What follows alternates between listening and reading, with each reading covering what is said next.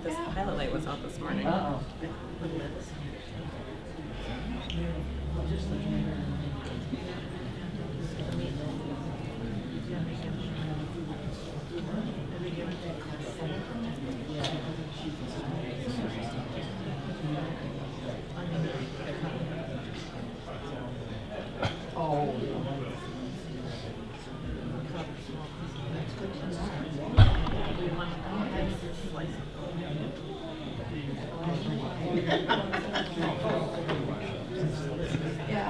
All right, we're gonna get started here. What the heck? We got a good core group here. I believe in y'all. And I'm gonna make you do some Bible interpreting today. Are you ready? Carol, well, I'll help you. I'm not gonna leave you hanging. I'm not gonna leave you hanging. Well, good morning, everybody. Welcome. I thought it would be fun today in our gospel reading.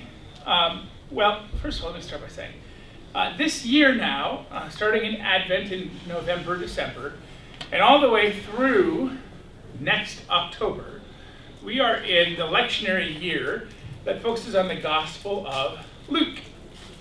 Anybody know what letter it is? You're a real church nerd? C. Ed Bross, 10,000 points. It's C. We're in year C. We have a 3-year cycle of readings, A, B, C. So we're in the C year, which is the Luke year. It's my favorite year. Luke is my favorite of the Gospels. Gospels are not like children. You are totally entitled to have a favorite and be honest and open about it. And so one of the things that I love about Luke is that Luke, as a whole, gives us some really great stories that don't show up anywhere else in the 4 Gospels. And Luke also gives us some really helpful insights about what we are called to as the church, because most Bible scholars presume and make a fairly accepted assumption that Luke is also the writer of the book of Acts. And so it's like we have one story in 2 volumes. Is that new for folks? If you go to my Wednesday Bible study, you've been well educated to get here and know that we presume that the author of Luke and the author of Acts are the same person. And what we know from the beginning of chapter 1 of the book of Luke is that Luke, whomever he is writing this gospel in part because he has been commissioned to do so. In fact, we presume Luke, in chapter 1, actually names his patron. His name is Theophilus, which literally means God lover. So now, is that actually a name of somebody? Or is Luke writing that and saying, I don't want to reveal my sources of my money here, but it was a lover of God? We don't know. But it's likely that the book of Luke comes from someone who has some wealth, or has been paid with some wealth, which makes it all the more interesting that Luke, more than any other gospel, is the most critical of economic injustice. So, take with that as you will. What is also present in Luke, and it's present in all 4 Gospels, are Jesus' stories of healing. And what I want to look at today with you all, there are 13 main healing accounts in the Gospel of Luke. That doesn't include some of the other stories that might be referred to as healing or as kind of God's miracles. So healing and miracles healing stories can be miracles, but not all miracles are healings. So John the Baptist, Mary's becoming pregnant with Jesus, being overshadowed by the Holy Spirit, those would be considered miraculous, but not healing stories. And I'm sure you can think of a few, and we're going to read through a lot of them today. And what's really important for Luke is that each gospel writer has their own perspective on things. It's a little bit like if you read the Chicago Tribune and the Chicago Sun-Times and the New York Times and the USA Today and People magazine. You're going to have 5 different perspectives on what is important, who is the audience, what they need to hear, what they want to hear and what will sell copies. And so Luke, we presume, is writing for a group of Christians in the early church who are both Jewish and Gentiles. So after Jesus dies and is raised, there are a certain number of Jewish Christians who were Jewish with Jesus beforehand and continue to call themselves Jewish followers of Christ, presuming Christ is the Jewish Messiah. But also we have all of these Gentiles, outsiders, people of other nations, who are also part of early church communities. And the story of Acts is the story of the gospel spreading from Jerusalem to all Judea and Samaria to the ends of the earth. So Luke even tells us, here's the geographical spread of the message of Jesus. Starts in Jerusalem, goes to Wisconsin and the upper Midwest, Judea and Samaria, and then goes to the ends of the earth, which at that time is Rome. No China that we know of. But, and so Luke features Gentiles way more often than Matthew, for example. And so those are just important things to pay attention to. One of the other themes that Luke centers on is what is known as salvation. Anybody, if you were to define salvation, how would you define salvation?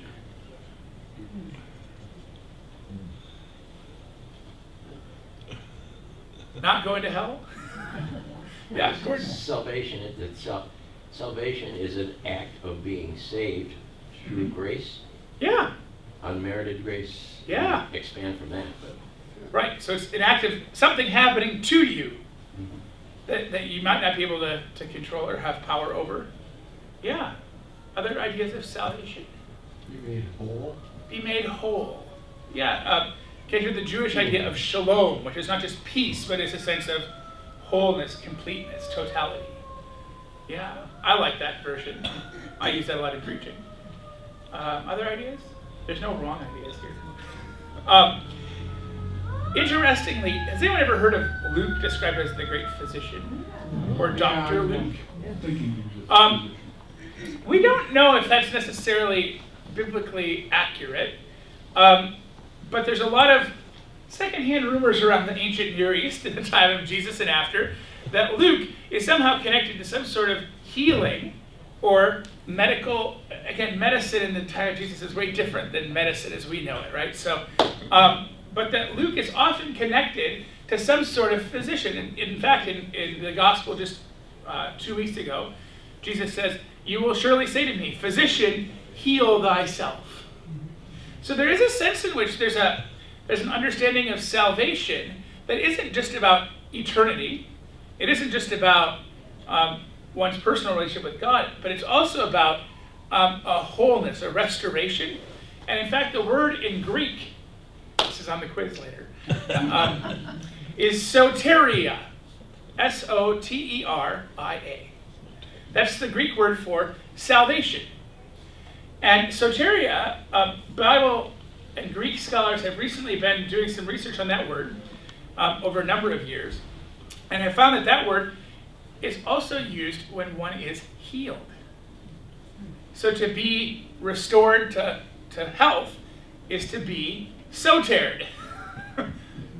And so salvation, in Luke's gospel specifically, is often more directly connected to acts of healing than perhaps in other gospels. And so we don't often think about salvation in medical terms, except maybe if you're a physician. And we talk about saving lives, right? Or nurses, or those who are engaged in patient advocacy, those sort of things. Are there other ways that we use salvation in terms of healing or health, do you think? Anything come to mind? Well, the word salve. Salve, yes. Yes, and that's where that root word from Greek, salve, I always thought that was Bactine, so I never liked it. No, but it's that ointment or healing, the balm in Gilead, to think about that biblically. Yeah, so there is a sense of salve. That root word also connects. Other Think ideas? of being lifted up from the weight of this, of our guilt. Yeah. Yeah, there's a freedom, there's a lightness. And interestingly, that what brings salvation ultimately in Luke's gospel is Jesus' resurrection, which is literally his being lifted up. So that's a really nice connection as well. So, 3 things before we go on. Number 1, I always want to throw caution to the wind when we're reading healing stories. The Bible is not a systematic theological document. I often wish it were, because it'd be way easier, although I wouldn't have fun leading classes with you all like this. The Bible is not a document that we can apply systematically. And so there are plenty of examples of people who have known healing akin to or like or similar to what we'll read. And there are plenty of faithful people who have not. And that what that's about, we don't really know for sure. I like to leave it up to the mystery of God. But one of the challenges of reading some of these healing stories is that it can bring a lot of our own pain from unhealed pieces of our own lives or from unhealed experiences of our lives. I've had plenty of people share that, those healing text Sundays are Sundays that if they knew were coming, they would stay home.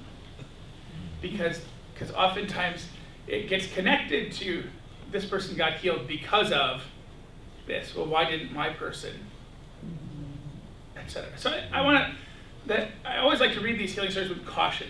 They aren't universal. They're very specific, but they also reveal something bigger about God and about the ministry of Jesus. And so that's what I want us to focus on. 2, we're going to do a little bit of, I'm going to teach you how to do narrative criticism. Did you know you were going to learn how to be Bible scholars today? Don't worry, it's going to be really easy. I'm going to ask you to pair off into groups of 2 or 3 with a reasonably friendly looking stranger or spouse next to you or whomever. And we're going to pass out, and I have 13 healing stories, so we've got about the right number of people, I think.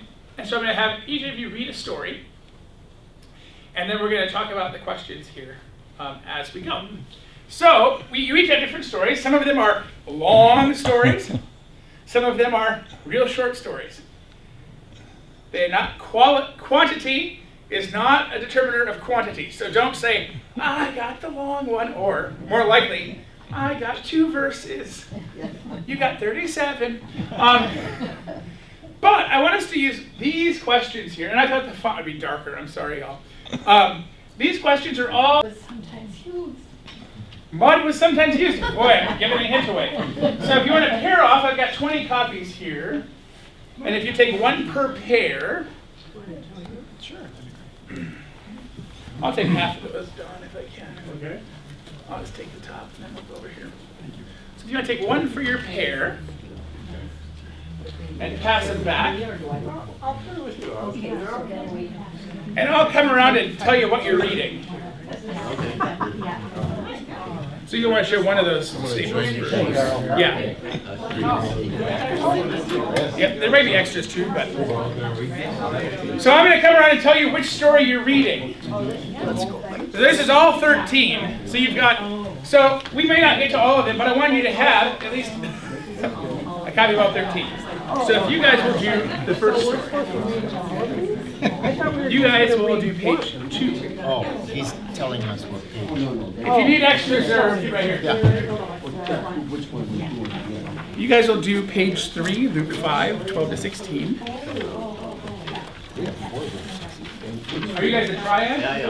Yeah. You'll do page 4, which is 5, 17 to 26. Don and Dee, you'll do page 5, Luke 7, 1 to 10. Bev and Ken, if you'll do Luke 7, 11 to 17, page 6. If you guys do the short one.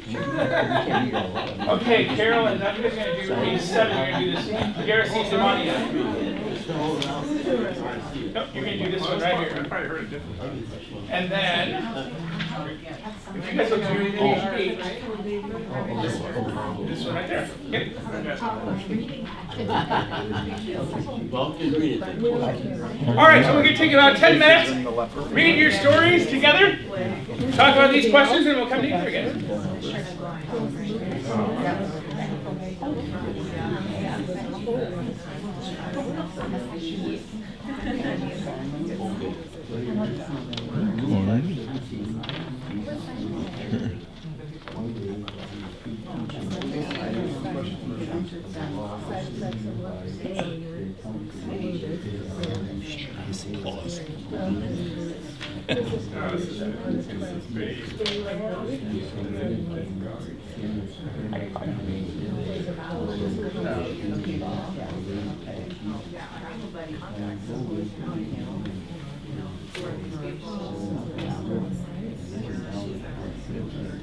Yeah, but like not a lot of detail about that.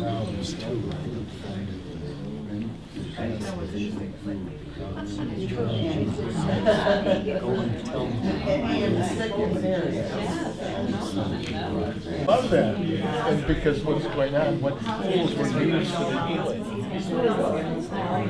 What did it say? He laid his hand out. Huh? That was it. Immediately the leprosy left. Touch the untouchable. Jesus stretched out his hand and touched his knee. Touched his hand.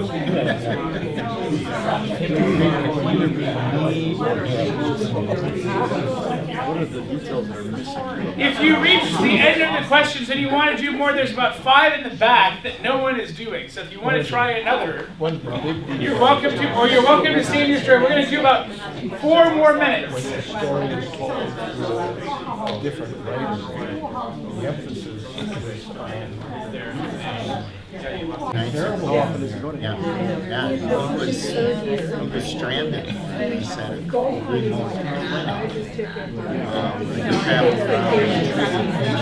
All right, let's come back together.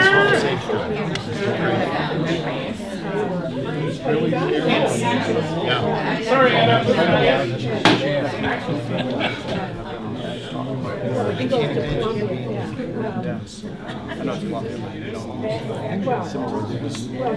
All right. So, was this fun for y'all? So you guys are like doing, like this is like 7 or 8 little Bible work right here. So good job by you. I want to do a little bit of a survey here. Who had a story with only a few characters in it? Who are your characters, Rick, in your story?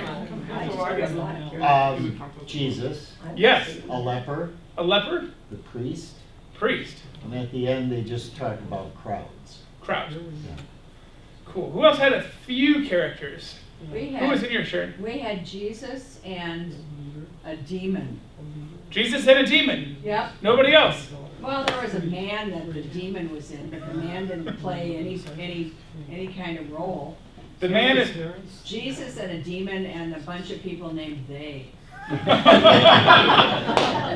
And they might actually refer in some cases to the collective group of demons. Absolutely. So that could be part of that too. Who had, anyone else have just a few characters? Yeah, Don. Say, well, we had Jesus, the man with the demons, swineherds, and the villagers. So there's, oftentimes the crowds are kind of fringe players in a lot of these healing stories.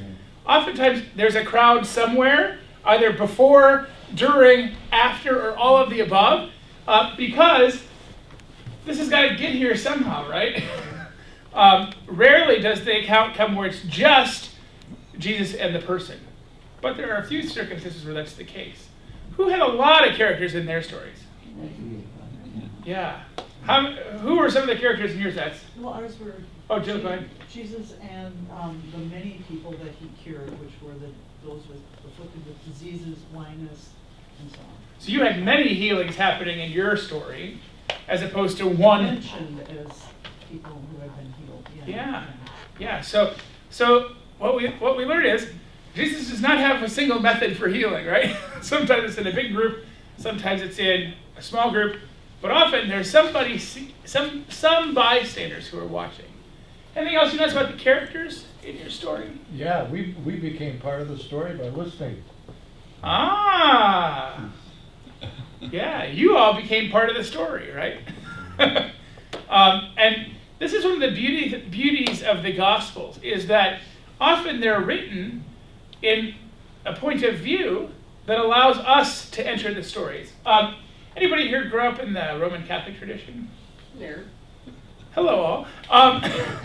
There's a certain, and this is really a post-Vatican II kind of rediscovery, but that Ignatius of Loyola, he was living almost contemporaries with Luther in some ways, and he was injured in war and was basically in a field hospital for close to 2 years recuperating from battle injuries. And all he had were the stories of Jesus he had in his head. And those stories became how he coped with his war injuries. This is a bold paraphrase. But Ignatius then develops a method of biblical reading that is devotional and spiritual. It's today referred to as Ignatian spirituality. And one of the methods is to enter the story as if you're one of the characters. So imagine if you were to read we won't do this today, but if you wanted to go and read your story again, where would you be? It's a sensory exercise. What would you smell? You know, if there's a healing with some putrid stuff, maybe there was a scent in the room. If there was somebody who was really bent over, what happens there? So that we also can become characters in these stories. And that can be a helpful way of reading these stories devotionally. It's never great if you pick to be Jesus every time, by the way. Although sometimes it might help you to have an understanding of the complexity of Jesus to do that every once in a while. I just don't recommend it every single time, because then a Messiah complex comes really quick. Anything else you notice about the characters? Yeah, Petey. Well, it was interesting to me that we had the one about the paralytic who was trapped down through the roof. Through the roof. Yeah. The man who's healed doesn't say a word. Yeah. So this is a part of narrative biblical studies that is important. Who speaks, who doesn't? The author often controls that, right? And so the fact that it's not the person who's healed that speaks, what do you think that means to how we understand the story? So I'm letting you know my preacher head. The fact that the healed person doesn't speak, to me as a preacher, means this might not be about that person. It might be about something else. What's the bigger thing happening? Yeah. Is it about the faithfulness of the friends? Is it about Jesus interrupting what's happening because healing is most important? They're not going to wait. What are those other things? And so those can be helpful questions too. Don. Yeah, ours. I'll start with what details are missing that you'd expect to be there. This was a centurion whose slave was ill, and he had the faith that Jesus could heal him just by saying the word. Mm-hmm. And he sends elders, Jewish elders, to bring Jesus and tell them. And then he meets him. He comes out of his house and meets him, and he says, "I'm not worried to have you under my roof. All you need to do is say the word, and my servant will be healed." Yeah. Jesus. What's missing is Jesus never sees the man. Mm-hmm. He never talks to him or touches him. And like some of the other stories, it was a person's faith, not that healed himself, as it happens in many times, as he says, your faith has made you whole. But he doesn't even say to the centurion, he's okay, go home. The centurion, they all go to the house, and the man is well and in good health. Yeah. It doesn't, who's being healed? It was the slave. It doesn't tell what his illness was. Yeah. Just that he was ill and close to death. And the other thing that the elders tell Jesus is, this centurion is a good guy. He helped build the synagogue. Ah. And he's been kind to us and treated us with, I'm just paraphrasing, humanely. Yeah. And he sent us to ask you to help. Yep. And Jesus, he's amazed. The man said, I have authority. I tell the soldiers to go or to come, and they go and they come. I tell my servant to do this, and he does it. He said, but he's giving up his authority to Jesus, and that's what Jesus is amazed at, that this man of authority is saying, you're in charge here. All you have to do is speak, and it's done. Yeah. And Jesus is amazed at the man, and they go back to the house, and his servant is healed as well, and in good health. Yeah. So those are there's, and I'm guessing as you went around, if we went around and did paraphrase for everyone, we don't have time to do that today. But if we did, there would be different reasons, different motivations, different contexts for which each of these healings happens. Who here had someone who was healed who was a woman? All right. A few women healed. Who had a man who was healed? Anybody have a child? A child? No children. So there are some children healing stories in other Gospels. Luke does not have those specifically. That's interesting, isn't it? Who here has Jewish people that you know of? Clearly Jewish that are healed. Yep. We don't know if they're Jewish or not. Yeah, so sometimes it's not clear. Who has people that are clearly not Jewish? Centurion servant would be a good one, who's, even though the centurion might help, who doesn't know what the religious ethnicity of the people who are healed are? Some of them, right? Who here has a crowd or more than one person who's healed? Oh, who's healed? Oh. Who are being healed, or or other people who are part of the story, yeah. I want to just go around one by one and kind of go into groups. What is the person in your story or the people in your story healed from? Possession. Demonic possession? Yep. Okay. We have fever and then a group of people with various diseases. Fever and diseases. Back corner. Leprosy. Leprosy. This back corner. Paralysis. Paralyzation. Doesn't say. Doesn't say. Some illness.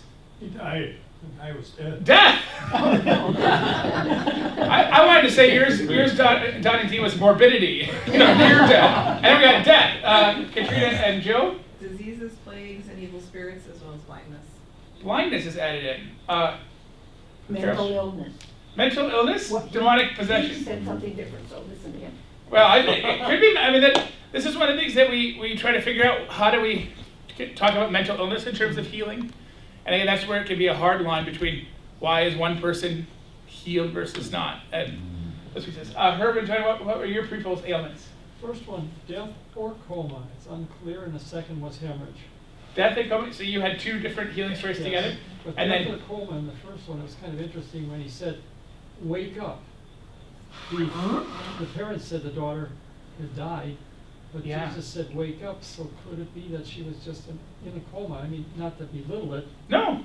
but could be either one. Yeah, and it's hard because in the world of the Bible, the word for death is, so people in history have never been comfortable talking about death, unless you're like a murderous person, I guess. But we even have euphemisms for dying in the Bible. So if you're in church today and you notice the second reading for today, it says the resurrection is the first fruit for all who have died. That's actually not right. The full translation, if we were to read from Greek, is for those who have fallen asleep. So even the Bible has its own euphemisms for death, which I think is really kind of interesting. And I try to use death and die as much as I can in my own practice of life. But anyway, yeah, so you've got different things healed from. Possession seems to be the most prevalent, but illness, fever, death, near death, coma. What are some side effects that you all think of about these different ailments? Yeah, Don. This possessed person couldn't stay around town and couldn't be chained, ripped off the chains, and didn't wear clothes. So nakedness, that's a side effect. Kind of being chained up, literally. It makes you think of some of the sideshow characters from back in the day. And then also exile. Our guy was It in sounds the like getting synagogue, blood for a smoke so he break. was mixing Gotta with take a break. everybody. He was there in the synagogue and he See you later. addressed Jesus and said, Yeah. why are you, here? Leave us alone. Yeah. So some cases, He was right in the there. possession is right among. So Yeah. lesson number 1 of today.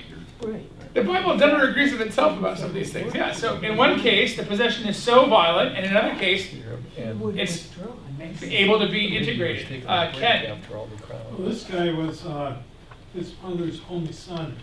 Ah. And so it makes it sound like there wasn't any father around. Yeah. You guys had the widow Nain? Right, and so if the son died, then who would take care of the mother?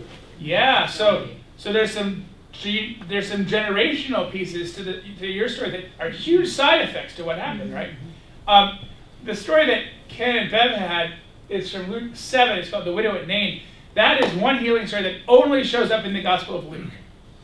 So if you want to take a handout and look at that one, the one you guys had is only in Luke. Where's Nain? Nain is in south part of Galilee, so it's in the north. There's still a little village there called Nin, like the author Ignatius Nin. It's still there. They figured it was maybe 1,000 people at most at that point in time. And again, widows biblically are seen as weak, in need of compassion and care, and so that part makes some sense too. Herb. Is there any significance? I realize I get too technical sometimes, but when they said chains, in that time an iron chain would be a pretty valued, rare thing. It was hard to make, it would have been expensive, rather than saying he was tied with ropes, which would be much more common and easy to get. Is there any significance that they use the word chain as opposed to any other way of binding the person? The way I've heard it interpreted with this story with the Gerasene demoniac is the story we're talking about. It's where there's a man who's naked and is bound somewhere out in the middle of the countryside because he's such a threat to the community, in the community's eyes. And probably, honestly, he is a threat to the community. Jesus goes and heals him and takes the demons that are possessing him and puts them in the pigs.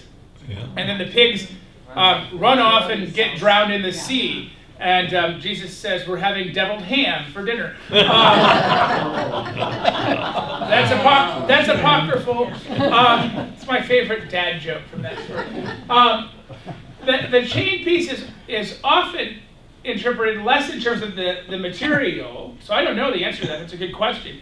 But it's often, it would have taken work and maintenance and people power to keep a person chained up.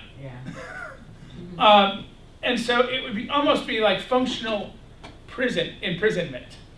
And that, I think, so the point of that detail in the story I've heard interpreted is that these people really didn't want this man totally in any way integrated into society. Well, in the story, he can't stay chained. He rips the chains off somehow to superhuman strength, and he lives in the tombs. Yeah. So like, as good as dead. If you're already living in the tombs, your person might be as near death as some of the other ones we've had healed too. Yeah. Who here has somebody that's happy in your story about the healing? Who's happy in your story, Nancy? Well, we looked at the second one. Oh, great. And it was the woman whose spirit had a spirit that crippled her for 18 years, and she was unable to stand up.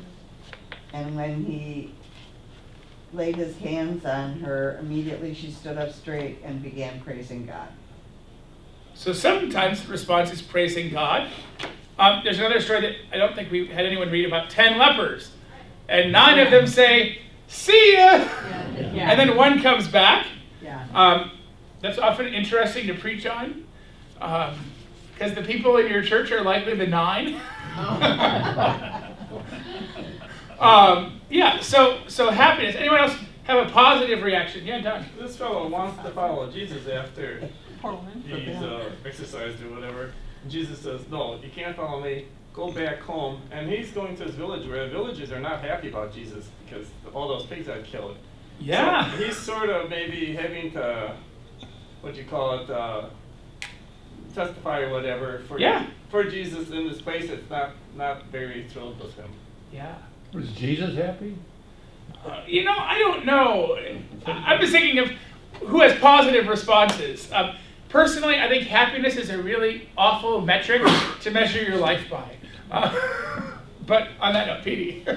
Our man, Yeah. our paralytic, again, doesn't say anything, but the crowd, it says, amazement seized all of them, and they glorified God and were filled with awe, saying, we have seen strange things today.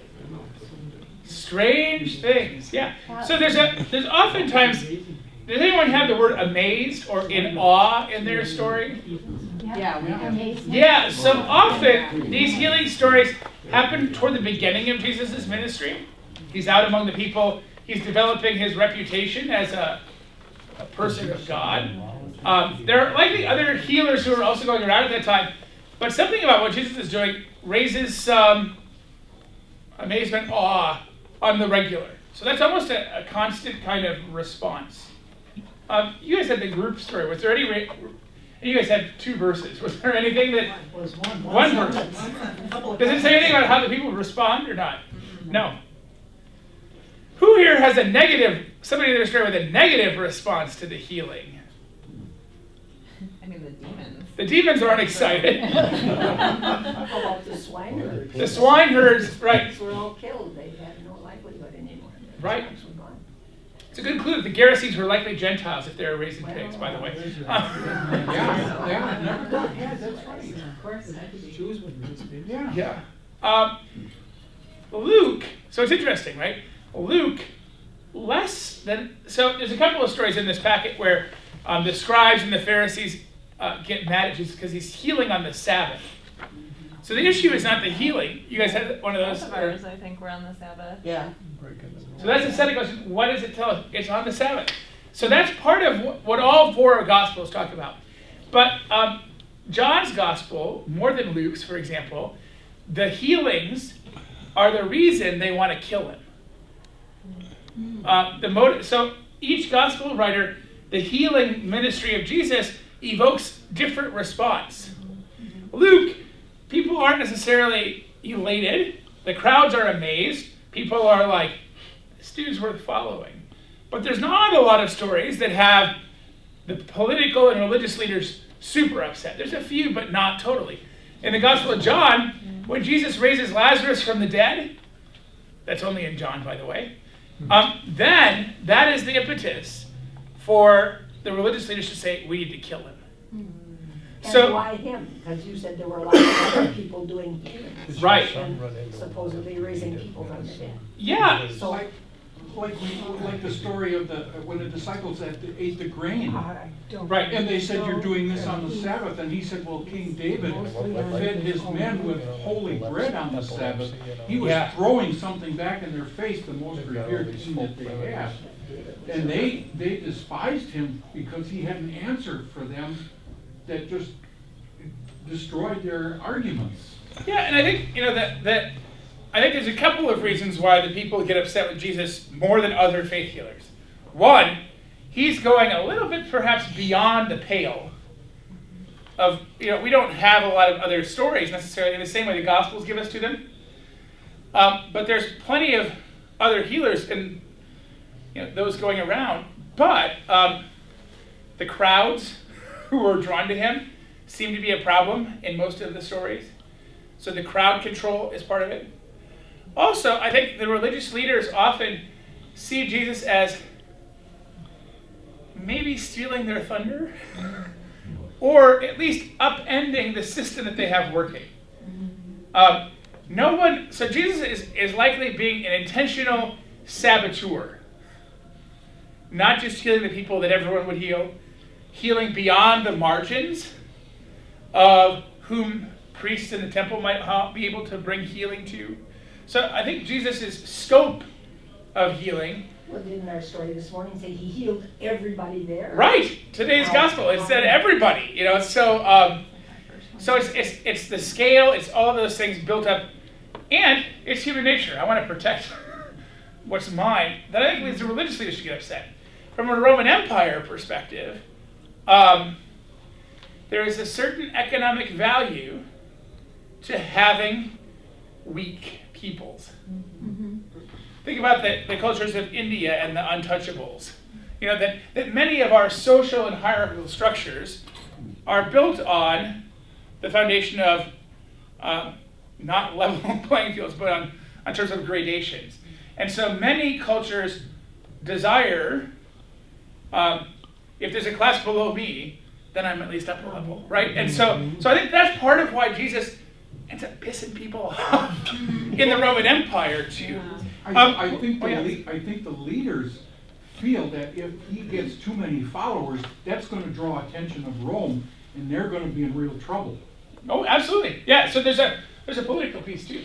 Last question, and I want to close with one thing. Did anybody have magical tools or things? Was there any tangible stuff that happened that brought the healing about?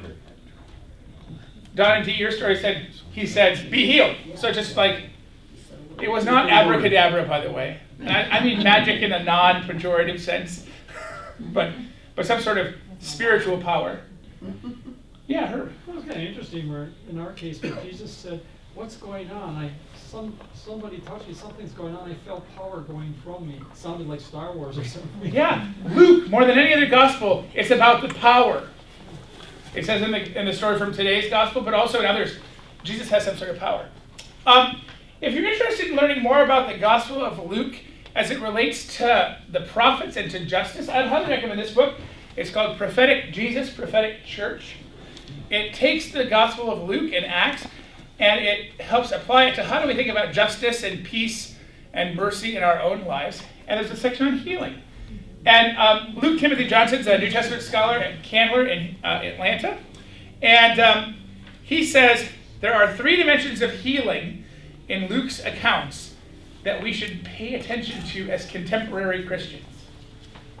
1, the first aspect of Luke's healing stories is Jesus sees the person who's afflicted. Sometimes not. Not with the woman here. But he sees, but there's something about, and it may not be physically seeing the person, but he notices, right? And so this author says, we, the church, like Jesus, must be among those who are afflicted.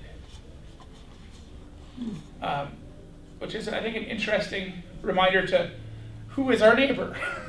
And he uses the AIDS-afflicted community in the 80s and 90s as a community that often was shunned for lots of different reasons by religious communities, as an example of how that ministry might look different. The second thing he says is part of Jesus' healing ministry in Luke is touching. Who had an element of touch in their stories? Some do, some don't, you know. It says about, oftentimes the ancient laws of purity exacerbated, so that would be a side effect, right? If you have leprosy, if you have a hemorrhage and are bleeding, all sorts of purity laws get in the way. And so that Luke Timothy Johnson argues that those who are marked by sickness should be tended to by Christian communities. And then the third, he says, is placing the people in the midst. One of the cool things about a lot of the healing stories in all 4 Gospels, but in Luke especially, is that the people are restored to their community. It might not feel very good to the Gerasene demoniac. Jesus is like, no, you're not going on my roadshow, you're going back to your people. You're going to be the witness, you're going to be the testifier. You need to go back to the midst of the group. So in some ways, Jesus is restoring people to community that their illness or death, family, that they might have been separated from, the widow and her son, all of those pieces. And so thinking about seeing a need for healing, being present in touch, maybe not physical touch, but at least presence, and then how do we return people to the midst? of the communities from which they've been isolating. So that, in a nutshell, is some overview on healing in the Gospel of Luke. There are some more copies if you didn't get your own and want to take one home for your own reading. And hopefully you enjoyed our little entree into narrative criticism. And so you can apply these sort of questions to almost any story in the Gospels as you're reading. So thanks, everyone. We'll see you again soon. I was, you don't want it to go.